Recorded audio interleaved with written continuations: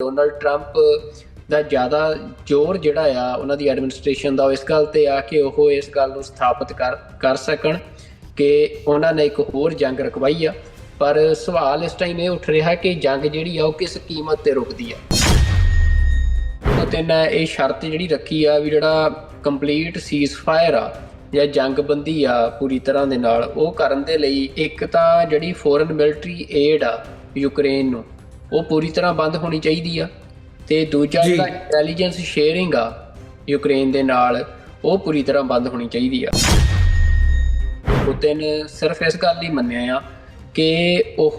ਜਿਹੜੇ ਯੂਕਰੇਨ ਦੇ ਜਿਹੜਾ ਐਨਰਜੀ ਜਿਹੜਾ ਇਨਫਰਾਸਟਰਕਚਰ ਆ ਉਹਦੇ 'ਤੇ ਹੁਣ ਰਸ਼ੀਆ ਅਗਲੇ 30 ਦਿਨਾਂ ਤੱਕ ਕੋਈ ਹਮਲਾ ਨਹੀਂ ਕਰੇਗਾ। ਯੂਕਰੇਨ ਦੇ ਜਿਹੜੇ ਲੀਡਰ ਨੇ ਇਸ ਟਾਈਮ ਜ਼ੈਲੈਂਸਕੀ, ਉਹਨਾਂ ਨੇ ਇਸ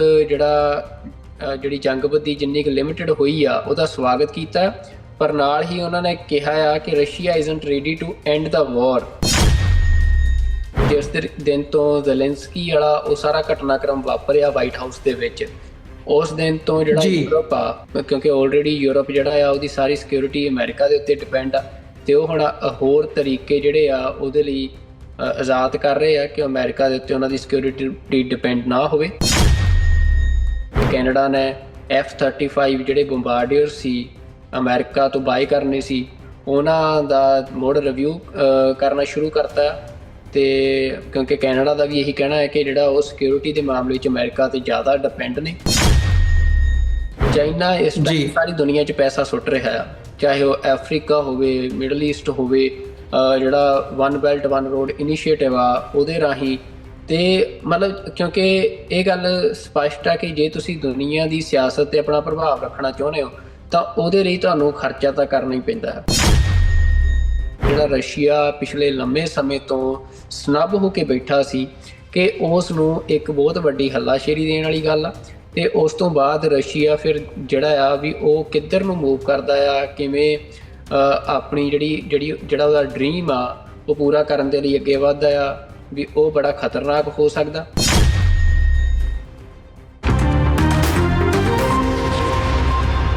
ਵਾਹਿਗੁਰੂ ਜੀ ਕਾ ਖਾਲਸਾ, ਵਾਹਿਗੁਰੂ ਜੀ ਕੀ ਫਤਿਹ। TV84 ਦੇ ਸਾਰੇ ਦਰਸ਼ਕ ਤੇ ਸਰੋਤੇ ਜਿਹੜੇ ਇਸ ਵਕਤ ਸਾਡੇ ਨਾਲ ਨਾਰਥ ਅਮਰੀਕਾ ਦੇ ਵਿੱਚੋਂ ਜੁੜੇ ਆ ਜਾਂ ਫਿਰ ਸੋਸ਼ਲ ਮੀਡੀਆ ਤੇ ਸਾਨੂੰ ਦੁਨੀਆ ਭਰ ਦੇ ਵਿੱਚ ਦੇਖ ਰਹੇ ਆ, ਮੈਂ ਅਮਰਵੀਰ ਸਿੰਘ ਅੱਜ TV84 ਦੇ ਸੱਚੋ ਸੱਚ ਪ੍ਰੋਗਰਾਮ ਦੇ ਵਿੱਚ ਆਪ ਸਭ ਦਾ ਤਹਿ ਦਿਲੋਂ ਸਵਾਗਤ ਕਰਦਾ ਹਾਂ। ਵੀਰਜ਼, ਅੱਜ ਅਸੀਂ ਵਿਚਾਰ ਚਰਚਾ ਕਰਨ ਜਾ ਰਹੇ ਹਾਂ 18 ਮਾਰਚ 2025 ਤੇ ਨਾਨਕਸ਼ਾਹੀ ਸੰਮਤ 5 ਚੇਤ ਨਾਨਕਸ਼ਾਹੀ ਸੰਮਤ 557 ਦਾ ਦਿਨ ਹੈਗਾ ਅੱਜ। ਤੇ ਅੱਜ ਜਦੋਂ ਅਸੀਂ ਵਿਚਾਰ ਚਰਚਾ ਕਰ ਰਹੇ ਹਾਂ, ਅੱਜ ਡਾਕਟਰ ਅਮਰਜੀਤ ਸਿੰਘ ਤੇ ਬੀਬੀ ਨੀਲਮ ਕੌਰ ਦੀ ਗੈਰ ਹਾਜ਼ਰੀ ਦੇ ਵਿੱਚ ਮੈਂ ਅਮਰਵੀਰ ਸਿੰਘ ਤੇ ਸਰਦਾਰ ਸੁਖਵਿੰਦਰ ਸਿੰਘ ਮੇਰੇ ਨਾਲ ਇਸ ਵਕਤ ਟੋਰਾਂਟੋ ਤੋਂ ਜੁੜੇ ਹੋਏ ਆ। ਉਹਨਾਂ ਨਾਲ ਮਿਲ ਕੇ ਅੱਜ ਦੇ ਪ੍ਰੋਗਰਾਮ ਦੀ ਸ਼ੁਰੂਆਤ ਕਰਦੇ ਹਾਂ। ਸੁਖਵਿੰਦਰ ਸਿੰਘ ਜੀ, ਤੁਹਾਡਾ ਸਵਾਗਤ ਹੈ। ਵਾਹਿਗੁਰੂ ਜੀ ਕਾ ਖਾਲਸਾ, ਵਾਹਿਗੁਰੂ ਜੀ ਕੀ ਫਤਿਹ ਜੀ। ਵਾਹਿਗੁਰੂ ਜੀ ਕਾ ਖਾਲਸਾ, ਵਾਹਿਗੁਰੂ ਜੀ ਕੀ ਫਤਿਹ ਜੀ। ਸੁਖਵਿੰਦਰ ਸਿੰਘ ਜੀ, ਅੱਜ ਦੀਆਂ ਜਿਹੜੀਆਂ ਮਤਲਬ ਅਹਿਮ ਖਬਰਾਂ ਹੈਗੀਆਂ ਨੇ ਜਾਂ ਬੀਤੇ 24 ਘੰਟੇ ਦੀਆਂ ਡਿਵੈਲਪਮੈਂਟਸ ਅਸੀਂ ਦੇਖ ਰਹੇ ਹਾਂ, ਜਿੱਥੇ ਇੱਕ ਪਾਸੇ ਭਾਰਤ ਦੇ ਪ੍ਰਧਾਨ ਮੰਤਰੀ ਨਰਿੰਦਰ ਮੋਦੀ ਹੋਰਾਂ ਦੇ ਉੱਤੇ ਫੋਕਸ ਹੈ, ਜਾਂ ਜਦੋਂ ਉੱਥੇ ਰਾਇਸੀਨਾ ਡਾਇਲੋਗ ਦੇ ਥੱਲੇ ਜਿਹੜਾ ਅਮਰੀਕਾ ਨੂੰ ਜਾਂ ਨਿਊਜ਼ੀਲੈਂਡ ਨੂੰ ਭਾਰਤ ਵੱਲੋਂ ਖਾਲਿਸਤਾਨ ਦੇ ਇਸ਼ੂ ਦੇ ਉੱਤੇ ਜਿਹੜਾ ਆ ਉਹ ਰੈਪਰੀਮੈਂਡ ਕਰਨ ਦੀ ਇੱਕ ਲਾਈਨ ਜਾਂ ਉਹਦੇ ਤੇ ਕਟਾਕਸ਼ ਕਰਨ ਦੀ ਇੱਕ ਲਾਈਨ ਦੇਖਣ ਨੂੰ ਮਿਲੀ ਹੈ, ਜਿੱਥੇ ਉਹ ਇੱਕ ਸੈਂਟਰ ਆਫ ਫੋਕਸ ਇਸ ਵਕਤ ਨਜ਼ਰ ਆ ਰਿਹਾ ਹੈ। ਉੱਥੇ ਹੀ ਜਿਹੜਾ ਅਸੀਂ ਪਿਛਲੇ ਸਮੇਂ ਦੇ ਵਿੱਚ ਜਦੋਂ ਅਮਰੀਕਾ ਦੇ ਵਿੱਚ ਪ੍ਰਧਾਨ ਟਰੰਪ ਆਉਂਦੇ ਆ ਤੇ ਇਹਨਾਂ ਵੱਲੋਂ ਜਿਹੜੀ ਇੱਕ ਨੀਤੀ ਅਖਤਿਆਰ ਕੀਤੀ ਜਾਂਦੀ ਹੈ ਤੇ ਉਹਦੇ ਥੱਲੇ ਜਿਹੜੀ ਓਵਰਆਲ ਇੰਟਰਨੈਸ਼ਨਲ ਪੋਲਿਟਿਕਸ ਹੈ, ਜੀਓ ਪੋਲਿਟਿਕਸ ਹੈ, ਉਹਦੇ ਵਿੱਚ ਤਬਦੀਲੀ ਨਜ਼ਰ ਆ ਰਹੀ ਹੈ। ਉਹਦੇ ਲਈ ਅੱਜ ਇੱਕ ਅਹਿਮ ਉਹ ਦੇਖਿਆ ਜਾ ਰਿਹਾ ਸੀ ਕਿ ਸਾਰਿਆਂ ਦੀਆਂ ਨਜ਼ਰਾਂ ਲੱਗੀਆਂ ਹੋਈਆਂ ਸੀ ਕਿ ਭਾਈ ਜਿਹੜੀ ਯੂਕਰੇਨ ਜੰਗ ਹੈਗੀ ਹੈ, ਜਿੱਥੇ ਰਸ਼ੀਆ ਤੇ ਯੂਕਰੇਨ ਆਮੋ ਸਾਹਮਣੇ ਨੇ, ਇਹਦੇ ਵਿੱਚ ਬੀਤੇ ਸਮੇਂ ਦੇ ਵਿੱਚ ਹਾਲਾਂਕਿ ਅਸੀਂ ਡਾਕਟਰ ਸਾਹਿਬ ਸੱਚੋ ਸੱਚ ਪ੍ਰੋਗਰਾਮ ਦੇ ਵਿੱਚ ਡਿਸਕਸ ਵੀ ਕਰਦੇ ਰਹੇ ਆ, ਪਰ ਅੱਜ ਇੱਕ ਫੋਨ ਕਨਵਰਸੇਸ਼ਨ ਦੇ ਜਿਹੜੀ 2 ਘੰਟੇ ਦੀ ਦੱਸੀ ਜਾ ਰਹੀ ਹੈ ਰਸ਼ੀਆ ਦੇ ਪ੍ਰਧਾਨ ਵਲਾਦੀਮੀਰ ਪੁਤਿਨ ਤੇ ਅਮਰੀਕਾ ਦੇ ਪ੍ਰਧਾਨ ਡੋਨਲਡ ਟਰੰਪ ਦੇ ਵਿਚਾਲੇ ਹੋਈ ਹੈ। ਇਸ ਦੀਆਂ ਥੋੜ੍ਹੀਆਂ ਜਿਹੀਆਂ ਮੈਂ ਗੱਲਬਾਤ ਦੀ ਸ਼ੁਰੂਆਤ ਇੱਥੋਂ ਕਰਨਾ ਚਾਹੂੰਗਾ। ਪਹਿਲੇ ਟੌਪਿਕ ਦੇ ਤੌਰ ਦੇ ਉੱਤੇ ਵੀ ਜਿਹੜੀ ਇੰਟਰਨੈਸ਼ਨਲ ਜੀਓ ਪੋਲਿਟਿਕਸ ਦੇ ਵਿੱਚ ਤਬਦੀਲੀ ਹੈ ਤੇ ਇਸ ਵਕਤ ਸੈਂਟਰ ਆਫ ਅਟੈਂਸ਼ਨ ਹੈ ਜਿਹੜੀ ਯੂਕਰੇਨ ਵਾਰ, ਇਸ ਦੇ ਉੱਤੇ ਜਿਹੜੀ ਅੱਜ ਦੀ ਡਿਵੈਲਪਮੈਂਟ ਹੈ, ਜਿਹੜੀ ਇਹ ਫੋਨ ਕਾਲ ਹੈ, ਇਹਦੇ ਵਿੱਚ ਕੀ ਸਾਡੇ ਸਾਹਮਣੇ ਆ ਰਿਹਾ ਹੈ ਤੇ ਆਉਣ ਵਾਲੇ ਸਮੇਂ ਦੇ ਵਿੱਚ ਅਸੀਂ ਕੀ ਐਕਸਪੈਕਟ ਕਰ ਸਕਦੇ ਹਾਂ? ਅਹ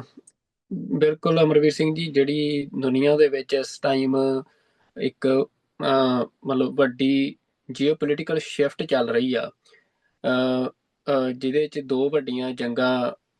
ਕੇਂਦਰ ਬਣੀਆਂ ਹੋਈਆਂ ਨੇ। ਇਹ ਸਾਰੇ ਦੇ ਵਿੱਚ, ਚਾਹੇ ਉਹ ਮਿਡਲ ਈਸਟ ਦੇ ਵਿੱਚ ਗਾਜ਼ਾ ਦੇ ਉੱਤੇ ਇਜ਼ਰਾਈਲ ਦੇ ਹਮਲਿਆਂ ਦੀ ਗੱਲ ਹੋਵੇ,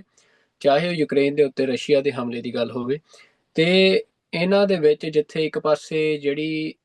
ਇੱਕ ਟਰੂਸ ਹੋਈ ਸੀ, ਮਤਲਬ ਸੀਜ਼ਫਾਇਰ ਹੋਇਆ ਸੀ ਗਾਜ਼ਾ ਦੇ ਵਿੱਚ ਅਮਰੀਕਾ ਦੇ ਵਿਚੋਲਗੀ ਦੇ ਨਾਲ, ਉਹ ਸੀਜ਼ਫਾਇਰ ਜਿਹੜਾ ਆ ਉਹ ਟੁੱਟ ਗਿਆ ਆ। ਅਸੀਂ ਦੇਖ ਰਹੇ ਹਾਂ ਕਿ ਲਗਭਗ ਕੁਝ ਘੰਟਿਆਂ ਤੋਂ ਹੁਣ ਲਗਾਤਾਰ ਜਿਹੜਾ ਇਜ਼ਰਾਈਲ ਆ ਉਹ ਬੜੀ ਖਤਰਨਾਕ ਪੱਧਰ ਦੀ ਜਿਹੜੀ ਬੰਬਾਰੀ ਆ ਉਹ ਗਾਜ਼ਾ 'ਚ ਕਰ ਰਿਹਾ, ਤੇ ਜੀ 500 ਦੇ ਕਰੀਬ ਜਿਹੜੇ ਉੱਥੇ ਮੌਤਾਂ ਆ ਗਾਜ਼ਾ ਪੱਟੀ ਦੇ ਵਿੱਚ ਉਹ ਫੇਰ ਹੋ ਚੁੱਕੀਆਂ ਆ। ਤੇ ਦੂਜੇ ਪਾਸੇ ਇੱਕ ਹੋਰ ਜਿਹੜਾ ਇਹ ਟਕਰਾਅ ਸੀ ਯੂਕਰੇਨ ਤੇ ਰਸ਼ੀਆ ਦਾ, ਉਹਦੇ 'ਚ ਵੀ ਅਮਰੀਕਾ ਦੀ ਭਾਈਵਾਲੀ ਦੇ ਨਾਲ ਇਹ ਹੁਣ ਇੱਕ ਨਵੀਂ ਸੀਜ਼ਫਾਇਰ ਦੀ ਗੱਲ ਚੱਲੀ ਆ, ਜਿਹਦੇ 'ਚ ਅੱਜ 90 ਮਿੰਟ ਦੇ ਕਰੀਬ ਦੱਸਿਆ ਜਾ ਰਿਹਾ ਕਿ ਗੱਲਬਾਤ ਹੋਈ ਆ ਡੋਨਾਲਡ ਟਰੰਪ ਦੀ ਤੇ ਰਸ਼ੀਆ ਦੇ ਪ੍ਰੈਜ਼ੀਡੈਂਟ ਵਲਾਦੀਮੀਰ ਪੁਤਿਨ ਦੀ। ਤੇ ਇਸ ਗੱਲਬਾਤ ਦੇ ਵਿੱਚ ਇਹਦੇ ਤੇ ਜਿਹੜੇ ਐਨਾਲਿਸਿਸ ਆ ਰਹੇ ਆ ਉਹਦੇ ਬਾਰੇ ਵੀ ਅਸੀਂ ਗੱਲਬਾਤ ਕਰਾਂਗੇ, ਪਰ ਜਿਹੜੇ ਕੁਝ ਜੀ ਸਮਝ ਤੇ ਜਿਹੜੀ ਇਹ ਸਾਰੀ ਗੱਲਬਾਤ ਦੀ, ਉਹਦਾ ਜੇ ਅਸੀਂ ਆਪਣੇ ਦਰਸ਼ਕਾਂ ਦੇ ਨਾਲ ਸਾਂਝੀ ਕਰ ਦਈਏ ਤਾਂ ਸਭ ਤੋਂ ਜਿਹੜੀ ਅਹਿਮ ਗੱਲ ਆ ਕਿ ਇਸ ਫੋਨ ਕਾਲ ਤੋਂ ਬਾਅਦ ਪੁਤਿਨ ਸਿਰਫ ਇਸ ਗੱਲ ਹੀ ਮੰਨਿਆ ਆ ਕਿ ਉਹ ਜਿਹੜੇ ਯੂਕਰੇਨ ਦੇ ਜਿਹੜਾ એનર્ਜੀ ਜਿਹੜਾ ਇਨਫਰਾਸਟ੍ਰਕਚਰ ਆ ਉਹਦੇ ਤੇ ਹੁਣ ਰਸ਼ੀਆ ਅਗਲੇ 30 ਦਿਨਾਂ ਤੱਕ ਕੋਈ ਹਮਲਾ ਨਹੀਂ ਕਰੇਗਾ। ਤੇ ਹਮ ਮਤਲਬ ਸਿਰਫ ਜਿਹੜਾ એનર્ਜੀ ਟਾਰਗੇਟ ਆ ਉਹਨਾਂ ਦੇ ਉੱਤੇ ਹਮਲੇ ਨਾ ਕਰਨ ਦੀ ਗੱਲ ਜਿਹੜੀ ਆ ਉਹ ਪੁਤਿਨ ਨੇ ਮੰਨੀ ਆ। ਤੇ ਨਾਲ ਹੀ ਪੁਤਿਨ ਨੇ ਇਹ ਸ਼ਰਤ ਜਿਹੜੀ ਰੱਖੀ ਆ ਵੀ ਜਿਹੜਾ ਕੰਪਲੀਟ ਸੀਜ਼ਫਾਇਰ ਆ ਜਾਂ ਜੰਗਬੰਦੀ ਆ ਪੂਰੀ ਤਰ੍ਹਾਂ ਦੇ ਨਾਲ ਉਹ ਕਰਨ ਦੇ ਲਈ ਉਹਨਾਂ ਨੇ ਸ਼ਰਤ ਰੱਖੀ ਆ ਕਿ ਇੱਕ ਤਾਂ ਜਿਹੜੀ ਫੋਰਨ ਮਿਲਟਰੀ ਏਡ ਆ ਯੂਕਰੇਨ ਨੂੰ ਉਹ ਪੂਰੀ ਤਰ੍ਹਾਂ ਬੰਦ ਹੋਣੀ ਚਾਹੀਦੀ ਆ, ਤੇ ਦੂਜਾ ਜੀ ਜਿਹੜਾ ਇੰਟੈਲੀਜੈਂਸ ਸ਼ੇਅਰਿੰਗ ਆ ਯੂਕਰੇਨ ਦੇ ਨਾਲ ਉਹ ਪੂਰੀ ਤਰ੍ਹਾਂ ਬੰਦ ਹੋਣੀ ਚਾਹੀਦੀ ਆ। ਤੇ ਦੋ ਸ਼ਰਤਾਂ ਜਿਹੜੀਆਂ ਆ ਉਹਨਾਂ ਨੇ ਰੱਖੀਆਂ ਆ। ਤੇ ਇਸ ਤੋਂ ਇਲਾਵਾ ਕਿਹਾ ਜਾ ਰਿਹਾ ਕਿ ਜਿਹੜਾ ਐਨਾਲਿਸਿਸ ਹੋ ਰਿਹਾ ਉਹ ਇਹ ਹੋ ਰਿਹਾ ਕਿ ਜਿਹੜੀਆਂ ਜਿਵੇਂ ਦੀਆਂ ਸ਼ਰਤਾਂ ਰੱਖੀਆਂ ਗਈਆਂ ਨੇ ਇਹ ਸਪਸ਼ਟ ਕਰਦੀਆਂ ਕਿ ਪੁਤਿਨ ਕਿਤੇ ਵੀ ਜਿਹੜਾ ਉਹਨਾਂ ਦੀ ਐਸਪੀਰੇਸ਼ਨ ਆ ਯੂਕਰੇਨ ਨੂੰ ਰਸ਼ੀਆ 'ਚ ਮਿਲਾਉਣ ਦੀ, ਉਹ ਤੋਂ ਪਿੱਛੇ ਹਟਦੇ ਨਜ਼ਰ ਨਹੀਂ ਆ ਰਹੇ ਆ। ਨਹੀਂ ਆ ਰਹੇ। ਬਿਲਕੁਲ, ਕਿਉਂਕਿ ਜਿਹੜੀਆਂ ਉਹਨਾਂ ਦੀਆਂ ਸ਼ਰਤਾਂ ਨੇ ਉਹ ਸਿਰਫ ਯੂਕਰੇਨ ਦਾ ਜਿਹੜਾ ਤੁਸੀਂ ਕਹਿ ਸਕਦੇ ਹੋ ਡਿਫੈਂਸ ਆ ਉਹਨੂੰ ਕਮਜ਼ੋਰ ਕਰਨ ਦੀਆਂ ਸ਼ਰਤਾਂ ਨੇ, ਵੀ ਜਿਹਦੇ 'ਚ ਚਾਹੇ ਉਹ ਫੋਰਨ ਹਮ ਮਿਲਟਰੀ ਏਡ ਰੋਕਣ ਦੀ ਗੱਲ ਹੋਵੇ, ਚਾਹੇ ਉਹ ਇੰਟੈਲੀਜੈਂਸ ਸ਼ੇਅਰਿੰਗ ਰੋਕਣ ਦੀ ਗੱਲ ਹੋਵੇ, ਵੀ ਤੁਸੀਂ ਇਹ ਪਹਿਲਾਂ ਕਰੋ ਵੀ ਉਸ ਤੋਂ ਬਾਅਦ ਅਸੀਂ ਜਿਹੜੀ ਜੰਗ ਰੋਕਾਂਗੇ। ਪਰ ਉਹਦੇ 'ਚ ਫਿਰ ਐਨਾਲਿਸਿਸ ਜਿਹੜੇ ਮਾਹਰ ਕਰ ਰਹੇ ਆ ਉਹ ਕਹਿ ਰਹੇ ਆ ਕਿ ਆਲਰੇਡੀ ਇਸ ਜੰਗ ਦੇ ਵਿੱਚ ਯੂਕਰੇਨ ਦਾ ਇੱਕ ਵੱਡਾ ਹਿੱਸਾ ਜਿਹੜਾ ਆ ਉਹ ਰਸ਼ੀਆ ਆਪਣੇ ਕਬਜ਼ੇ 'ਚ ਕਰ ਚੁੱਕਿਆ ਆ। ਤੇ ਹਮ ਮਤਲਬ ਉਹ ਉਸ ਇਲਾਕੇ ਤੋਂ ਹਟਣ ਬਾਰੇ ਪੁਤਿਨ ਨੇ ਕੋਈ ਵੀ ਜਿਹੜਾ ਇਸ਼ਾਰਾ ਆ ਇਸ ਗੱਲਬਾਤ ਦੇ ਵਿੱਚ ਨਹੀਂ ਕੀਤਾ। ਤੇ ਕੁਝ ਮਾਹਰ ਇਹ ਵੀ ਕਹਿ ਰਹੇ ਆ ਕਿ ਟਰੰਪ ਦਾ ਇਹ ਬਹੁਤ ਵੱਡਾ ਇੱਕ ਬਲੰਡਰ ਆ ਜਿਹੜਾ ਉਹਨਾਂ ਨੇ ਕੀਤਾ ਹੈ, ਕਿਉਂਕਿ ਜਿਹੜੇ ਪੁਤਿਨ ਆ ਉਹ ਜਿਹੜੀ ਦੁਨੀਆ ਦੀ ਤੁਸੀਂ ਕਹਿ ਸਕਦੇ ਹੋ ਕਿ ਡੀਪ ਪੋਲਿਟਿਕਸ ਦੀ ਗੇਮ ਆ ਉਹਦੇ ਮਾਹਰ ਨੇ, ਕਿਉਂਕਿ ਉਹ KGB ਏਜੰਟ ਰਹੇ ਆ ਪਹਿਲਾਂ। ਤੇ ਦੁਨੀਆ ਦੇ ਜਿਹੜੇ ਸਿਆਸਤਦਾਨ ਨੇ ਉਹਨਾਂ ਨਾਲ ਕਿਵੇਂ ਨਜਿੱਠਣਾ ਆ, ਕਿਵੇਂ ਡਿਪਲੋਮੇਸੀ ਕਰਨੀ ਆ, ਉਹਦੇ 'ਚੋਂ ਬੜੇ ਮਾਹਰ ਮੰਨੇ ਜਾਂਦੇ ਆ। ਤੇ ਇਹ ਜਿਹੜੀ ਅੱਜ ਫੋਨ ਕਾਲ ਆ ਇਹਨੂੰ ਯੂਰਪ ਸਾਰਾ ਆ ਉਹ ਵੀ ਇੱਕ ਤਰ੍ਹਾਂ ਦੇ ਨਾਲ ਰਸ਼ੀਆ ਦੀ ਜਿੱਤ ਵਾਂਗ ਦੇਖ ਰਿਹਾ ਆ। ਤੇ ਹਾਲਾਂਕਿ ਜਿਹੜਾ ਜੀ ਯੂਕਰੇਨ ਦੇ ਜਿਹੜੇ ਲੀਡਰ ਨੇ ਇਸ ਟਾਈਮ ਜ਼ੈਲੈਂਸਕੀ, ਉਹਨਾਂ ਨੇ ਇਸ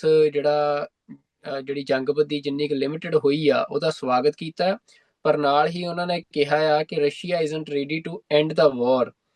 ਮਤਲਬ ਉਹਨਾਂ ਨੇ ਸਪਸ਼ਟ ਕੀਤਾ ਜ਼ੈਲੈਂਸਕੀ ਨੇ ਅੱਜ ਵਾਲੀ ਗੱਲਬਾਤ ਤੋਂ ਬਾਅਦ ਇਹ ਲੱਗ ਰਿਹਾ ਹੈ ਕਿ ਰਸ਼ੀਆ ਜਿਹੜਾ ਉਹ ਜੰਗ ਖਤਮ ਨਹੀਂ ਕਰਨੀ ਚਾਹੁੰਦਾ ਆ। ਤੇ ਹੁਣ ਜੀ ਇਹ ਗੱਲ ਜਿਹੜੀ ਦੇਖਣ ਵਾਲੀ ਹੋਵੇਗੀ, ਕਿਉਂਕਿ ਜਿੱਥੋਂ ਮੈਂ ਗੱਲ ਸ਼ੁਰੂ ਕੀਤੀ ਸੀ ਕਿ ਅਮਰੀਕਾ ਜਿਹੜਾ ਆ ਉਹ ਦੁਨੀਆ ਦੇ ਵਿੱਚ ਇਹ ਲਗਾਤਾਰ ਅੱਜ ਸਵਾਲ ਖੜਾ ਹੋ ਰਿਹਾ ਕਿ ਜਿਸ ਤਰ੍ਹਾਂ ਦੀ ਪਾਲਿਸੀ ਅਮਰੀਕਾ ਨੇ ਲਈ ਆ ਉਹਦੇ ਨਾਲ ਜਿਹੜਾ ਉਹਦਾ ਵਰਲਡ ਆਰਡਰ ਦੇ ਉੱਤੇ ਪ੍ਰਭਾਵ ਸੀ ਉਹ ਡਿਲੂਟ ਹੋ ਰਿਹਾ ਆ। ਕਿਉਂਕਿ ਹੂੰ ਡੋਨਲਡ ਟਰੰਪ ਜਿਹੜਾ ਨੈਰੇਟਿਵ ਲੈ ਕੇ ਆਏ ਆ ਸੱਤਾ ਦੇ ਵਿੱਚ, ਕਿ ਜਿਹਦੇ 'ਚ ਉਹ ਇਹ ਗੱਲ ਕਹਿ ਰਹੇ ਆ ਕਿ ਅਮਰੀਕਨ ਇੰਟਰਸਟ ਫਸਟ ਆ।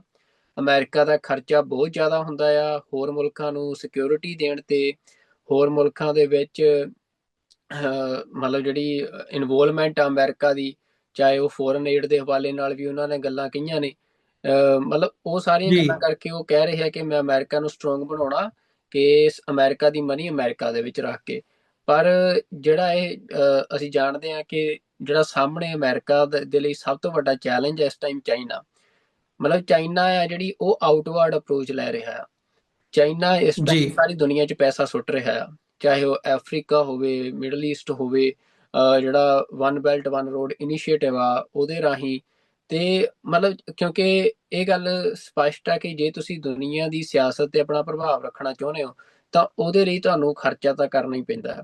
ਤੇ ਅਮਰੀਕਾ ਜੀ ਜਿਹੜਾ ਆ ਉਹ ਇਸ ਟਾਈਮ ਜਿੱਥੇ ਇੱਕ ਵੱਡਾ ਮਤਲਬ ਵਰਲਡ ਆਰਡਰ ਸ਼ਿਫਟ ਦੀ ਗੱਲ ਚੱਲ ਰਹੀ ਆ, ਜੀਓਪੋਲਿਟੀਕਲ ਸ਼ਿਫਟ ਦੀਆਂ ਗੱਲਾਂ ਹੋ ਰਹੀਆਂ ਨੇ, ਇਸ ਕ੍ਰਿਟੀਕਲ ਟਾਈਮ ਦੇ ਉੱਤੇ ਅਮਰੀਕਾ ਨੇ ਜਿਹੜਾ ਆਪਣਾ ਹੱਥ ਆ ਉਹ ਪਿੱਛੇ ਖਿੱਚਿਆ ਆ। ਤੇ ਉਹਦੇ 'ਚ ਜਿਹੜੀ ਅੱਜ ਦੀ ਇਹ ਕਾਲ ਆ, ਉਹ ਮੰਨਿਆ ਜਾ ਰਿਹਾ ਕਿ ਮਤਲਬ ਜਿਹੜੇ ਐਨਾਲਿਸਟ ਆ ਉਹ ਕਹਿ ਰਹੇ ਆ ਕਿ ਟਰੰਪ ਦੇ ਹਵਾਲੇ ਨਾਲ ਇਹ ਇੱਕ ਬਲੰਡਰ ਆ, ਇੱਕ ਖਤਰਨਾਕ ਸਿਗਨਲ ਆ ਜੋ ਪੁਤਿਨ ਨੂੰ ਦਿੱਤਾ ਗਿਆ। ਪਰ ਟਰੰਪ ਦੂਜੇ ਹੂੰ ਪਾਸੇ ਜਿਹੜਾ ਨੈਰੇਟਿਵ ਡੋਨਲਡ ਟਰੰਪ ਦਾ ਆ, ਉਹਨਾਂ ਦਾ ਇਹ ਕਹਿਣਾ ਆ ਕਿ ਕਿਉਂਕਿ ਡੋਨਲਡ ਟਰੰਪ ਇਹ ਲਗਾਤਾਰ ਗੱਲ ਕਹਿੰਦੇ ਆਏ ਆ ਕਿ ਜਦੋਂ ਵੀ ਉਹ ਸੱਤਾ 'ਚ ਆਉਂਦੇ ਆ ਉਹ ਜੰਗ ਖਤਮ ਕਰਦੇ ਆ, ਉਹ ਜੰਗਾਂ ਨੂੰ ਰੋਕਦੇ ਆ। ਤੇ ਜੰਗ ਰੋਕਣ ਦਾ ਜਿਹੜਾ ਉਹਨਾਂ ਨੇ ਤਰੀਕਾ ਆ ਉਹ ਗੱਲਬਾਤ ਦਾ ਚੁਣਿਆ ਆ। ਤੇ ਉਹਦੇ 'ਚ ਉਹਨਾਂ ਨੇ ਕਿਹਾ ਆ ਕਿ ਜਿਹੜੀ ਅੱਜ ਵੀ ਸਟੇਟਮੈਂਟ ਆ ਵਾਈਟ ਹਾਊਸ ਦੀ, ਕਿ ਜਿਹੜੀ ਇਹ ਗੱਲਬਾਤ ਆ ਜਿੱਧਰ ਨੂੰ ਇਹ ਜਾ ਰਹੀ ਆ, ਉਹਦੇ 'ਚ ਸਾਰੀਆਂ ਧਿਰਾਂ ਨੂੰ ਕੁਛ ਧਿਰਾਂ ਕੁਛ ਖੱਟਣਗੀਆਂ ਵੀ ਤੇ ਕੁਛ ਨਾ ਕੁਛ ਗਵਾਉਣਾ ਵੀ ਪੈਣਾ ਆ। ਤੇ ਮਤਲਬ ਜੀ ਇਹ ਅਪਰੋਚ ਹੈ ਜਿਹੜੀ ਇਹ ਲੈ ਕੇ ਡੋਨਲਡ ਟਰੰਪ ਦੀ ਸਰਕਾਰ ਚੱਲ ਰਹੀ ਹੈ, ਜਿੱਥੋਂ ਲੱਗ ਰਿਹਾ ਕਿ ਡੋਨਲਡ ਟਰੰਪ ਦਾ ਜ਼ਿਆਦਾ ਜ਼ੋਰ ਜਿਹੜਾ ਆ ਉਹਨਾਂ ਦੀ ਐਡਮਿਨਿਸਟ੍ਰੇਸ਼ਨ ਦਾ, ਉਹ ਇਸ ਗੱਲ ਤੇ ਆ ਕਿ ਉਹ ਇਸ ਗੱਲ ਨੂੰ ਸਥਾਪਿਤ ਕਰ ਸਕਣ ਕਿ ਉਹਨਾਂ ਨੇ ਇੱਕ ਹੋਰ ਜੰਗ ਰਕਵਾਈ ਆ। ਪਰ ਸਵਾਲ ਇਸ ਟਾਈਮ ਇਹ ਉੱਠ ਰਿਹਾ ਕਿ ਜੰਗ ਜਿਹੜੀ ਆ ਉਹ ਕਿਸ ਕੀਮਤ ਤੇ ਰੁਕਦੀ ਆ, ਕਿ ਹੂੰ ਯੂਕਰੇਨ ਜਿਹੜਾ ਆ ਉਹ ਉਸ ਨੂੰ ਕਿੰਨੀ ਕੁ ਹਾਰ ਦਾ ਸਾਹਮਣਾ ਕਰਨਾ ਪੈਂਦਾ। ਉਹ ਹਾਰ ਖਿੱਤੇ ਦੇ ਰੂਪ 'ਚ ਉਹਦੇ ਕੋਲੋਂ ਖਿੱਤਾ ਜਾਂਦਾ ਆ ਜਾਂ ਹੋਰ ਤਰੀਕੇ ਨਾਲ ਹੁੰਦੀ ਆ। ਤੇ ਉਸ ਦਾ ਫਿਰ ਜਿਹੜਾ ਯੂਰਪ ਦੇ ਨਾਲ ਜਿਹੜੇ ਅਮਰੀਕਨ ਰਿਲੇਸ਼ਨ ਆ ਉਹਨਾਂ ਦੇ ਉੱਤੇ ਵੀ ਜਿਹੜਾ ਅਸਰ ਆ ਕਾਫੀ ਵੱਡਾ ਪੈ ਸਕਦਾ, ਕਿਉਂਕਿ ਆਲਰੇਡੀ ਅਸੀਂ ਦੇਖ ਰਹੇ ਹਾਂ ਕਿ ਜਿਸ ਦਿਨ ਤੋਂ ਜ਼ੈਲੈਂਸਕੀ ਵਾਲਾ ਉਹ ਸਾਰਾ ਘਟਨਾਕ੍ਰਮ ਵਾਪਰਿਆ ਵਾਈਟ ਹਾਊਸ ਦੇ ਵਿੱਚ, ਉਸ ਦਿਨ ਤੋਂ ਜਿਹੜਾ ਜੀ ਯੂਰਪ ਆ ਉਹਨੇ ਇਹ ਗੱਲ ਕਹਿਣੀ ਸ਼ੁਰੂ ਕਰਤੀ ਹੈ ਕਿ ਅਸੀਂ ਅਮਰੀਕਾ ਦੇ ਉੱਤੇ ਜਿਹੜੀ ਉਹਨਾਂ ਦੀ ਸਿਕਿਉਰਿਟੀ ਰਿਲਾਇੰਸ ਸੀ ਜਿਹੜੀ, ਵੀ ਉਹਨੂੰ ਉਹ ਆਪਣੀ ਨੂੰ ਸਹੀ ਕਰ ਰਹੇ ਆ। ਕਿਉਂਕਿ ਆਲਰੇਡੀ ਯੂਰਪ ਜਿਹੜਾ ਆ ਉਹਦੀ ਸਾਰੀ ਸਿਕਿਉਰਿਟੀ ਅਮਰੀਕਾ ਦੇ ਉੱਤੇ ਡਿਪੈਂਡ ਆ। ਤੇ ਉਹ ਹੁਣ ਹੋਰ ਤਰੀਕੇ ਜਿਹੜੇ ਆ ਉਹਦੇ ਲਈ ਆਜ਼ਾਦ ਕਰ ਰਹੇ ਆ ਕਿ ਅਮਰੀਕਾ ਦੇ ਉੱਤੇ ਉਹਨਾਂ ਦੀ ਸਿਕਿਉਰਿਟੀ ਡਿਪੈਂਡ ਨਾ ਹੋਵੇ। ਤੇ ਦੂਜੇ ਪਾਸੇ ਅਮਰੀਕਾ ਦੇ ਨਾਲ ਇਸੇ ਤਰੀਕੇ ਦਾ ਜਿਹੜਾ ਬਿਹੇਵੀਅਰ ਆ ਉਹ ਕੈਨੇਡਾ ਦਾ ਅਸੀਂ ਦੇਖ ਰਹੇ ਹਾਂ, ਕਿ ਭਾਵੇਂ ਕੈਨੇਡਾ ਨੇ F-35 ਜਿਹੜੇ ਬੰਬਾਰਡੀਅਰ ਸੀ ਅਮਰੀਕਾ ਤੋਂ ਬਾਏ ਕਰਨੇ ਸੀ, ਉਹਨਾਂ ਦਾ ਮੁੜ ਰਿਵਿਊ ਕਰਨਾ ਸ਼ੁਰੂ ਕਰਤਾ। ਤੇ ਕਿਉਂਕਿ ਕੈਨੇਡਾ ਦਾ ਵੀ ਇਹੀ ਕਹਿਣਾ ਹੈ ਕਿ ਜਿਹੜਾ ਉਹ ਸਿਕਿਉਰਿਟੀ ਦੇ ਮਾਮਲੇ 'ਚ ਅਮਰੀਕਾ ਤੇ ਜ਼ਿਆਦਾ ਡਿਪੈਂਡ ਨੇ। ਤਾਂ ਅਮਰੀਕਾ ਦੇ ਜੀ ਅਲਾਈਜ਼ ਨੇ ਇਹ ਸਾਰੇ, ਜੋ ਵੀ ਅਮਰੀਕਾ ਦੀ ਇਹ ਪਾਲਿਸੀ ਆ ਉਹਦੇ 'ਚ ਇਹ ਦੇਖਣ 'ਚ ਆ ਰਿਹਾ ਕਿ ਅਮਰੀਕਾ ਦੇ ਅਲਾਈਜ਼ ਦਾ ਜਿਹੜਾ ਟਰਸਟ ਆ ਅਮਰੀਕਾ ਤੋਂ ਉਹ ਟੁੱਟ ਰਿਹਾ ਹੈ। ਤੇ ਇਸ ਸਾਰੇ ਦੇ ਵਿੱਚ ਯੂਰਪ ਦੇ ਵਿੱਚ ਫਰਾਂਸ ਇੱਕ ਵੱਡੀ ਤਾਕਤ ਦੇ ਵਜੋਂ ਉੱਭਰ ਰਿਹਾ। ਤੇ ਬੀਤੇ ਕੱਲ ਵੀ ਕੈਨੇਡਾ ਦੇ ਜਿਹੜੇ ਨਵੇਂ ਪ੍ਰਾਈਮ ਮਿਨਿਸਟਰ ਆ ਉਹ ਬਕਿੰਗਮ ਪੈਲੇਸ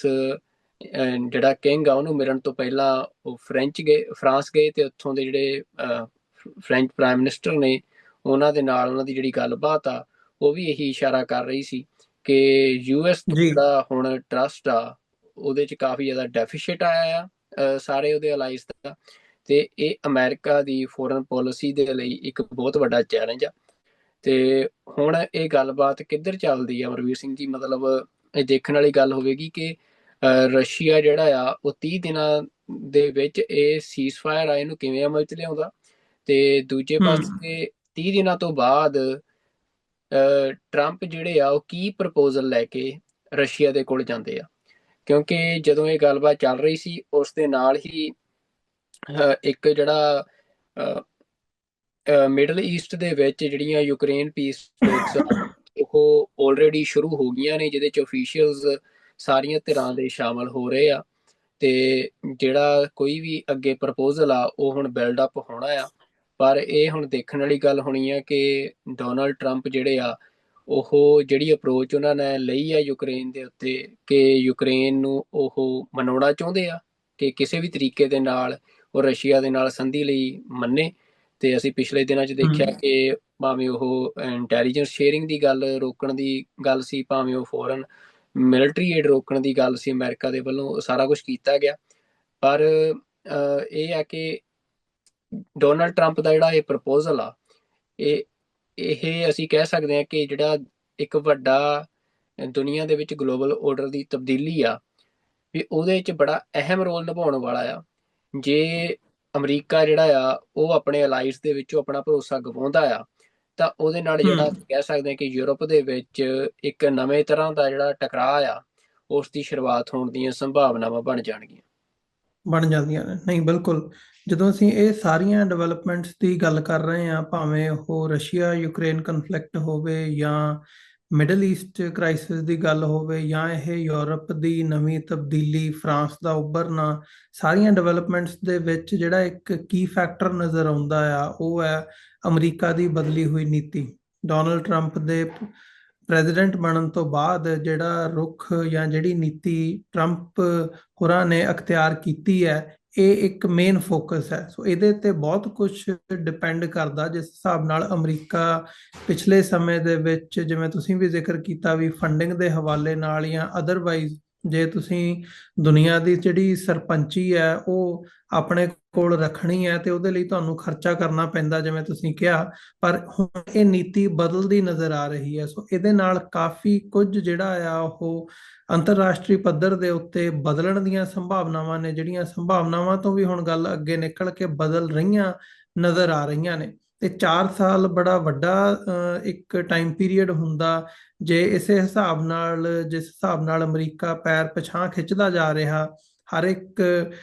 ਅਗਰੀਮੈਂਟ ਤੋਂ, ਏਡ ਦੇ ਹਵਾਲੇ ਨਾਲ, ਅਦਰਵਾਈਜ਼ ਜਦੋਂ ਅਸੀਂ ਦੇਖਦੇ ਹਾਂ ਤੇ ਦੁਨੀਆ ਦਾ ਰੂਪ ਜਾਂ ਦੁਨੀਆ ਦਾ ਨਕਸ਼ਾ ਜਿਹੜਾ ਉਹ ਕੁਝ ਹੋਰ ਬਣਦਾ ਨਜ਼ਰ ਆਊਗਾ। ਸੋ ਉਸ ਦੇ ਵਿੱਚ ਜਦੋਂ ਅਸੀਂ ਇੱਕ ਸੈਂਟਰ ਪੁਆਇੰਟ ਦੇ ਉੱਤੇ ਦੇਖਦੇ ਹਾਂ, ਅੱਜ ਯੂਨਾਈਟਿਡ ਨੇਸ਼ਨਸ ਵੀ ਉਸ ਪੋਜੀਸ਼ਨ ਦੇ ਵਿੱਚ ਨਹੀਂ ਨਜ਼ਰ ਆਉਂਦਾ ਕਿ ਉਹ ਆਪਣੇ ਜਿਹੜੇ ਰੈਜ਼ੋਲੂਸ਼ਨਸ ਨੇ ਉਹਦੀ ਇੰਪਲੀਮੈਂਟੇਸ਼ਨ ਕਰਾ ਸਕੇ। ਕਿਤੇ ਨਾ ਕਿਤੇ ਅਮਰੀਕਾ ਤੋਂ ਇਹ ਆਸ ਰੱਖੀ ਜਾ ਰਹੀ ਸੀ ਜਾਂ ਆਸ ਰੱਖੀ ਜਾਂਦੀ ਰਹੀ ਹੈ ਹੁਣ ਤੱਕ ਕਿ ਅਮਰੀਕਾ ਉਸ ਪੋਜੀਸ਼ਨ ਦੇ ਵਿੱਚ ਰਿਹਾ ਆ, ਭਾਵੇਂ ਉਹ ਸੈਂਕਸ਼ਨਸ ਦੇ ਹਵਾਲੇ ਨਾਲ ਕਰਨ ਦੀ ਸਮਰੱਥਾ ਰੱਖਦਾ ਹੋਵੇ ਜਾਂ ਕਿਸੇ ਹੋਰ ਤਰੀਕੇ ਨਾਲ ਜਿਹੜੀ ਇੰਟਰਨਲ ਡਿਪਲੋਮੇਸੀ ਹੁੰਦੀ ਹੈ ਉਸ ਨੂੰ ਮੁੱਖ ਰੱਖਦੇ ਆ। ਪਰ ਜਿਵੇਂ ਹੁਣ ਜਿਹੜੀ ਬੰਬਾਰਡਮੈਂਟ ਦੁਬਾਰਾ ਇਜ਼ਰਾਈਲ ਵੱਲੋਂ ਗਜ਼ਾ ਦੇ ਵਿੱਚ ਸ਼ੁਰੂ ਕੀਤੀ ਗਈ ਹੈ, ਜੇ ਇਹ ਜਿਹਨੂੰ ਕਹਿੰਦੇ ਆ ਵੀ ਸੀਜ਼ ਫਾਇਰ ਦਾ ਐਂਡ ਹੋ ਜਾਂਦਾ, ਕੰਪਲੀਟਲੀ ਬੰਦ ਹੋ ਜਾਂਦੀ ਹੈ, ਤੇ ਫਿਰ ਕੁਐਸਚਨ ਮਾਰਕ ਜਿਹੜਾ ਆ ਉਹ ਯੂਕਰੇਨ ਰਸ਼ੀਆ ਕਨਫਲਿਕਟ ਵਾਲੇ ਸੀਜ਼ ਫਾਇਰ ਦੇ ਉੱਤੇ ਵੀ ਨਾਲ ਦੀ ਨਾਲ ਆ ਕੇ ਲੱਗ ਜਾਂਦਾ, ਵੀ ਉਹਦੇ ਵੀ ਕੀ ਚਾਂਸਸ ਨੇ ਜਾਂ ਕੀ ਉਹ ਰਸ਼ੀਆ ਦੇ ਉੱਤੇ ਕਿਵੇਂ ਬਾਈਂਡਿੰਗ ਕੀਤਾ ਜਾ ਸਕਦਾ ਕਿ ਉਹ ਸੀਜ਼ ਫਾਇਰ ਹੈ ਜਿਹੜਾ ਉਹ ਸਿਰੇ ਚੜੇ ਤੇ ਉਹ ਕੋਈ ਫਾਈਨਲ ਕਨਫਲਿਕਟ ਰੈਜ਼ੋਲੂਸ਼ਨ ਵੱਲ ਗੱਲ ਤੁਰ ਸਕੇ। ਇਹ ਜਿਹੜੇ ਸਾਰੇ ਕੁਐਸਚਨ ਮਾਰਕਸ ਨੇ, ਇਹਦੇ ਉੱਤੇ ਬੜਾ ਮਤਲਬ ਇੱਕ ਜਿਹਨੂੰ ਕਹਿੰਦੇ ਆ ਵੀ ਭੰਬਲ ਭੂਸੇ ਵਾਲੀ ਸਿਚੁਏਸ਼ਨ ਜੀ ਨਜ਼ਰ ਆਉਂਦੀ ਹੈ ਵੀ ਆਉਣ ਵਾਲੇ ਸਮੇਂ ਦੇ ਵਿੱਚ ਹੋਣਾ ਕੀ ਹੈ। ਸੋ ਅਮਰੀਕਾ ਦੀ ਨੀਤੀ ਜਿਹੜੀ ਹੈ ਉਹਨੂੰ ਕਿਵੇਂ ਸਮਝਿਆ ਜਾਵੇ, ਕਿਵੇਂ ਦੇਖਿਆ ਜਾਵੇ, ਇਹ ਇੱਕ ਵੱਡਾ ਸਵਾਲ ਹੈ ਇਸ ਸਾਰੇ ਦੇ ਵਿੱਚ। ਬਿਲਕੁਲ ਅਮਰਵੀਰ ਸਿੰਘ ਜੀ, ਦੇਖੋ ਫੈਸਲਾ ਕੀ ਹੋਣਾ ਕੀ ਨਹੀਂ ਹੋਣਾ ਇਹ ਤਾਂ ਭਵਿੱਖ ਦੀ ਕੁੱਖ ਦੇ ਵਿੱਚ ਆ। ਪਰ ਮਤਲਬ ਡੋਨਲਡ ਟਰੰਪ ਦੇ ਜਿਹੜੇ ਫੋਰਮਰ ਰਸ਼ੀਆ ਇਸ਼ੂਜ਼ ਦੇ ਐਡਵਾਈਜ਼ਰ ਆ, ਫਾਇਨਾ ਹਿਲ, ਉਹਨਾਂ ਦੀ ਸਟੇਟਮੈਂਟ ਬੜੀ ਇੰਪੋਰਟੈਂਟ ਆ। ਤਾਂ ਮੈਂ ਜ਼ਰੂਰ ਕੋਟ ਕਰਨੀ ਚਾਹੁੰਦਾ ਕਿ ਉਹਨਾਂ ਨੇ ਕਿਹਾ ਕਿ Vladimir Putin's phone call with Donald Trump is a power play from the Russian president who is not in a hurry and is in charge of this situation। ਮਤਲਬ ਉਹ ਕਹਿ ਰਹੇ ਆ ਕਿ ਜਿੰਨੀ ਅੱਜ ਦੀ ਗੱਲਬਾਤ ਆ ਉਹਦੇ 'ਚ ਸਪਸ਼ਟ ਹੋ ਰਿਹਾ ਕਿ ਇਹ ਜਿਹੜਾ ਸਾਰਾ ਘਟਨਾਕ੍ਰਮ ਸੀ ਇਹ ਵਲਾਦੀਮੀਰ ਪੁਤਿਨ ਦਾ ਪਾਵਰ ਪਲੇ ਸੀ, ਜਿਹਦੇ 'ਚ ਉਹਨਾਂ ਨੇ ਦਰਸਾਇਆ ਆ ਕਿ ਉਹਨਾਂ ਨੂੰ ਇਹ ਜੰਗ ਖਤਮ ਕਰਨ ਦੀ ਕੋਈ ਕਾਹਲ ਨਹੀਂ ਆ। ਤੇ ਉਹ ਜਿਹੜੀ ਇਹ ਸਾਰੀ ਸਿਚੁਏਸ਼ਨ ਬਣ ਰਹੀ ਆ ਟਰੂਸ ਕਰਨ ਦੀ, ਸੀਜ਼ਫਾਇਰ ਕਰਨ ਦੀ, ਮਤਲਬ ਇਹ ਸਾਰੀ ਸਿਚੁਏਸ਼ਨ ਦੇ ਵਿੱਚ ਸਾਰੇ ਜਿਹੜੇ ਪੱਤੇ ਆ, ਕਾਰਡ ਆ, ਉਹ ਉਹਨਾਂ ਦੇ ਹੱਥ 'ਚ ਆ, ਉਹ ਪੁਤਿਨ ਦੇ ਹੱਥ 'ਚ ਆ। ਤਾਂ ਮਤਲਬ ਇਹ ਜਿਹੜੀ ਗੱਲ ਇਹੀ ਆ ਕਿ ਜੇ ਜ਼ੈਲੈਂਸਕੀ ਉਸ ਦਿਨ ਵਾਈਟ ਹਾਊਸ ਦੇ ਵਿੱਚ ਆ ਕੇ ਜਿਹੜੀ ਸਿਚੁਏਸ਼ਨ ਬਣੀ ਆ ਵਾਈਟ ਹਾਊਸ ਦੇ ਵਿੱਚ, ਉਹ ਸਿਚੁਏਸ਼ਨ ਜੇ ਬਣੀ ਤਾਂ ਮਤਲਬ ਉਹਦੇ ਪਿੱਛੇ ਇੱਕ ਕਾਰਨ ਸੀ ਕਿ ਜਿਹੜਾ ਯੂਕਰੇਨ ਆ, ਉੱਥੋਂ ਦੀ ਗਵਰਨਮੈਂਟ ਆ, ਜਾਂ ਜਿਹੜੇ ਯੂਰੋਪੀਅਨ ਕੰਟਰੀਜ਼ ਜਿਹੜੇ ਰਸ਼ੀਆ ਤੋਂ ਟੈਰੀਫਾਈਡ ਨੇ ਕਿ ਜਿਹੜੀ ਰਸ਼ੀਆ ਦੀ ਐਕਸਪੈਂਸ਼ਨਿਸਟ ਪਾਲਿਸੀ ਆ ਯੂਰਪ ਦੇ ਵਿੱਚ, ਤਾਂ ਉਹਨਾਂ ਨੂੰ ਇਹ ਲੱਗ ਰਿਹਾ ਕਿ ਜਿਹੜਾ ਅਮਰੀਕਾ ਦਾ ਇਹ ਮੂਵ ਆ, ਉਹਦੇ ਵਿੱਚ ਇਹ ਗੱਲ ਉੱਭਰ ਕੇ ਆ ਰਹੀ ਹੈ ਕਿ ਡੋਨਲਡ ਟਰੰਪ ਜਿਹੜੇ ਆ, ਜਿਹੜਾ ਉਹਨਾਂ ਦਾ ਆਪਣੀ ਤੁਸੀਂ ਕਹਿ ਸਕਦੇ ਹੋ ਕਿ ਇੱਕ ਮਨ ਆ ਵੀ ਮੈਂ ਜੰਗ ਰੁਕਵਾਉਣੀ ਆ, ਮੈਂ ਜੰਗ ਖਤਮ ਕਰਨੀ ਆ, ਤੇ ਅਮਰੀਕਾ ਫਸਟ ਜਿਹੜੀ ਉਹ ਸਾਰੀ ਗੱਲਬਾਤ ਹੈਗੀ ਆ, ਵੀ ਜਿਹੜਾ ਉਹਨਾਂ ਦਾ ਆਪਣੀ ਸਟੇਟ ਆਫ ਮਾਈਂਡ ਆ, ਉਹਨੂੰ ਤਸੱਲੀ ਦੇਣ ਦੇ ਲਈ ਉਹ ਬਾਕੀ ਦੇ ਸਾਰੇ ਫੈਕਟਰਸ ਨੂੰ ਅਣਗੌਲਿਆ ਕਰ ਰਹੇ ਆ। ਤੇ ਉਹਦੇ ਵਿੱਚ ਜਿਹੜੀਆਂ ਇਹ ਸਟੇਟਮੈਂਟਸ ਆ ਰਹੀਆਂ ਨੇ ਹੁਣ, ਜਿਹੜੇ ਐਨਾਲਿਸਟ ਨੇ, ਮਾਹਰ ਨੇ ਇਹਨਾਂ ਮਾਮਲਿਆਂ ਦੇ, ਖਾਸ ਤੌਰ ਤੇ ਜਿਹੜੇ ਅਮਰੀਕਾ ਨੂੰ ਲੰਮੇ ਸਮੇਂ ਤੋਂ ਚਲਾ ਰਹੇ ਆ, ਤਾਂ ਉਹਨਾਂ ਦਾ ਇਹੀ ਡਰ ਆ ਕਿ ਡੋਨਲਡ ਟਰੰਪ ਜਿਹੜੇ ਆ, ਉਹਨਾਂ ਨੇ ਕਾਲ ਦੇ ਵਿੱਚ ਇਹ ਅਪਰੋਚ ਕੀਤੀ ਆ, ਜਿਹਨੇ ਜਿਹੜਾ ਰਸ਼ੀਆ ਦਾ ਹੱਥ ਆ ਉਹ ਇਸ ਜੰਗ ਦੇ ਵਿੱਚ ਉੱਤੇ ਕਰਤਾ ਹੈ। ਤੇ ਵਲਾਦੀਮੀਰ ਪੁਤਿਨ ਜਿਹੜੇ ਆ, ਮਸਲਾ ਇਹ ਹੈ ਕਿ ਵਲਾਦੀਮੀਰ ਪੁਤਿਨ ਦਾ ਜਿਹੜਾ ਅਟੈਕ ਆ ਰਸ਼ੀਆ ਦੇ ਯੂਕਰੇਨ ਦੇ ਉੱਤੇ, ਉਹ ਕੋਈ ਰਿਐਕਸ਼ਨਰੀ ਅਪਰੋਚ ਨਹੀਂ ਸੀ। ਇਹ ਰਸ਼ੀਆ ਦੀ ਇੱਕ ਲੌਂਗ ਟਾਈਮ ਪੋਲਿਸੀ ਆ, ਜਿਹੜੀ ਐਕਸਪੈਂਸ਼ਨ ਕਰਨ ਦੀ ਆ, ਜਿਹੜਾ ਸੋਵੀਅਤ ਗਲੋਰੀ ਆ, ਜਿਹੜੀ ਸੋਵੀਅਤ ਐਰਾ ਗਲੋਰੀ ਆ, ਉਹਨੂੰ ਦੁਬਾਰਾ ਰੀਗੇਨ ਕਰਨ ਦੀ ਆ, ਜਿਹੜੀ ਇਹ ਰਸ਼ੀਅਨ ਪੋਲਿਸੀ ਆ, ਵੀ ਉਹਦੇ ਵਿੱਚ ਅਸੀਂ ਕਹਿ ਸਕਦੇ ਹਾਂ ਵੀ ਇਹ ਇੱਕ ਵੱਡੀ ਜਿੱਤ ਜਿਹੜੀ ਆ ਇਹ ਰਸ਼ੀਆ ਨੂੰ ਜੇ ਇੱਥੇ ਯੂਕਰੇਨ 'ਚ ਮਿਲਦੀ ਆ, ਤਾਂ ਇਹਦਾ ਇਹਨੂੰ ਜੋੜ ਕੇ ਦੇਖਿਆ ਜਾ ਰਿਹਾ ਹੈ ਜਿਸ ਤਰੀਕੇ ਦੇ ਨਾਲ ਹਿਟਲਰ ਨੇ ਉਸ ਟਾਈਮ ਦੇ ਵਿੱਚ ਇੱਕ ਜਿੱਤ ਮਿਲਣ ਤੋਂ ਬਾਅਦ ਉਹ ਫਿਰ ਸਾਰੇ ਯੂਰਪ ਦੇ ਉੱਤੇ ਮਤਲਬ ਕੁਝ ਸਮੇਂ ਦੇ ਵਿੱਚ ਛਾ ਗਿਆ ਸੀ, ਜਿਹੜਾ ਹਿਟਲਰ ਦਾ ਟੈਰਰ ਸੀ। ਤੇ ਉਸੇ ਤਰੀਕੇ ਦੇ ਨਾਲ ਜਿਹੜੇ ਅਮਰੀਕਨ ਐਨਾਲਿਸਟ ਨੇ ਉਹ ਇਹ ਗੱਲ ਕਹਿ ਰਹੇ ਆ ਕਿ ਜਿਹੜੀ ਇਹ ਟਰੰਪ ਦੀ ਅਪਰੋਚ ਆ, ਇਹ ਇੱਕ ਤਰੀਕੇ ਦੇ ਨਾਲ ਜਿਹੜਾ ਰਸ਼ੀਆ ਪਿਛਲੇ ਲੰਮੇ ਸਮੇਂ ਤੋਂ ਸਨੱਬ ਹੋ ਕੇ ਬੈਠਾ ਸੀ, ਕਿ ਉਸ ਨੂੰ ਇੱਕ ਬਹੁਤ ਵੱਡੀ ਹੱਲਾਸ਼ੇਰੀ ਦੇਣ ਵਾਲੀ ਗੱਲ ਆ। ਤੇ ਉਸ ਤੋਂ ਬਾਅਦ ਰਸ਼ੀਆ ਫਿਰ ਜਿਹੜਾ ਆ ਵੀ ਉਹ ਕਿੱਧਰ ਨੂੰ ਮੂਵ ਕਰਦਾ ਆ, ਕਿਵੇਂ ਆਪਣੀ ਜਿਹੜਾ ਉਹਦਾ ਡ੍ਰੀਮ ਆ ਉਹ ਪੂਰਾ ਕਰਨ ਦੇ ਲਈ ਅੱਗੇ ਵੱਧਦਾ ਆ, ਵੀ ਉਹ ਬੜਾ ਖਤਰਨਾਕ ਹੋ ਸਕਦਾ, ਖਾਸ ਤੌਰ ਤੇ ਉਸ ਸਮੇਂ ਜਦੋਂ ਜਿਹੜਾ ਮਤਲਬ ਜਿਹੜੀ ਇਹ ਵਰਲਡ ਆਰਡਰ ਦੀ ਅਸੀਂ ਕਹਿ ਸਕਦੇ ਹਾਂ ਕਿ ਜਿਹੜਾ ਕਲੈਸ਼ ਆ ਉਹ ਹੁਣ ਇਕੱਲਾ ਯੂਰਪ ਤੱਕ ਸੀਮਿਤ ਨਹੀਂ ਰਹਿ ਗਿਆ ਹੋਇਆ। ਅਸੀਂ ਦੇਖ ਰਹੇ ਹਾਂ ਕਿ ਅੱਜ ਦੁਨੀਆ ਦੇ ਇਤਿਹਾਸ ਦੇ ਵਿੱਚ ਕਿਹਾ ਜਾ ਰਿਹਾ ਹੈ ਕਿ ਅੱਜ ਵਰਲਡ ਮੈਪ ਦੇ ਉੱਤੇ ਸਭ ਤੋਂ ਵੱਧ ਫਲੈਸ਼ ਪੁਆਇੰਟ ਲੋਕੇਸ਼ਨਸ ਨੇ, ਭਾਵ ਜਿੱਥੇ ਟਕਰਾਅ ਚੱਲ ਰਹੇ ਆ। ਤੇ ਉਹ ਇੱਕ ਮਤਲਬ ਇੱਕ ਇਸ਼ਾਰਾ ਮੰਨਿਆ ਜਾ ਰਿਹਾ ਹੈ ਕਿ ਇਸ ਟਾਈਮ ਸਾਰੀ ਦੁਨੀਆ ਦੇ ਵਿੱਚ ਅਸਥਿਰਤਾ ਆ, ਹਰ ਇੱਕ ਪਾਸੇ ਆਪਣੇ ਇੰਟਰਸਟ ਸਿਕਿਉਰ ਕਰਨ ਦੀ ਦੌੜ ਲੱਗੀ ਹੋਈ ਆ। ਰਾਤੋਂ ਰਾਤ ਧਿਰਾਂ ਬਦਲੀਆਂ ਜਾ ਰਹੀਆਂ ਨੇ, ਮਤਲਬ ਪਿੱਠ ਦੇ ਉੱਤੇ ਵਾਰ ਕੀਤੇ ਜਾ ਰਹੇ ਆ ਆਪਣਿਆਂ ਦੇ। ਤੇ ਮਤਲਬ ਇਸ ਤਰੀਕੇ ਦੀ ਸਾਰੀ ਸਿਚੁਏਸ਼ਨ ਦੇ ਵਿੱਚ ਅਮਰੀਕਾ ਦੀ ਇਹ ਪਾਲਿਸੀ, ਖਾਸ ਤੌਰ ਤੇ ਡੋਨਲਡ ਟਰੰਪ ਦੀ ਪਾਲਿਸੀ ਅਜੇ ਤੱਕ ਮਾਹਰਾਂ ਦੇ ਸਮਝ 'ਚ ਨਹੀਂ ਆ ਰਹੀ ਆ। ਹੋ ਸਕਦਾ ਵੀ ਇਹ ਕੁਝ ਮਤਲਬ ਡੋਨਲਡ ਟਰੰਪ ਅਨਪ੍ਰੈਡਿਕਟੇਬਲ ਪਰਸਨ ਆ, ਵੀ ਉਹ ਕੀ ਕਰਨ ਅਗਲੇ ਦਿਨ, ਅੱਜ ਕੁਝ ਕੀਤਾ ਤੇ ਅਗਲੇ ਦਿਨ ਕੀ ਕਰਨ, ਇਹਦੇ ਬਾਰੇ ਕੁਝ ਨਹੀਂ ਪਤਾ ਹੁੰਦਾ। ਪਰ ਜਿਸ ਤਰੀਕੇ ਦੇ ਨਾਲ ਗੱਲਾਂ ਚੱਲ ਰਹੀਆਂ ਨੇ, ਉਹ ਤੋਂ ਜਿਹੜੇ ਅੰਦਾਜ਼ੇ ਲਾਏ ਜਾ ਰਹੇ ਆ ਉਹ ਇਹੀ ਲਾਏ ਜਾ ਰਹੇ ਆ ਕਿ ਡੋਨਲਡ ਟਰੰਪ ਨੇ ਸ਼ਾਇਦ ਜਿਹੜੀ ਇਹ ਅਪਰੋਚ ਲਈ ਆ ਯੂਕਰੇਨ ਰਸ਼ੀਆ ਦੇ ਵਿੱਚ ਜੰਗ ਖਤਮ ਕਰਾਉਣ ਦੀ, ਜੰਗ ਖਤਮ ਹੋਣੀ ਚਾਹੀਦੀ ਆ, ਪਰ ਅਮਰੀਕਾ ਦੇ ਇੰਟਰਸਟ ਤੋਂ ਇਹ ਕਿਹਾ ਜਾ ਰਿਹਾ ਕਿ ਸ਼ਾਇਦ ਇਹ ਅਪਰੋਚ ਜਿਹੜੀ ਆ ਇਹ ਅਮਰੀਕਾ ਦੇ ਹਿੱਤ ਦੇ ਵਿੱਚ ਨਾ ਜਾਵੇ।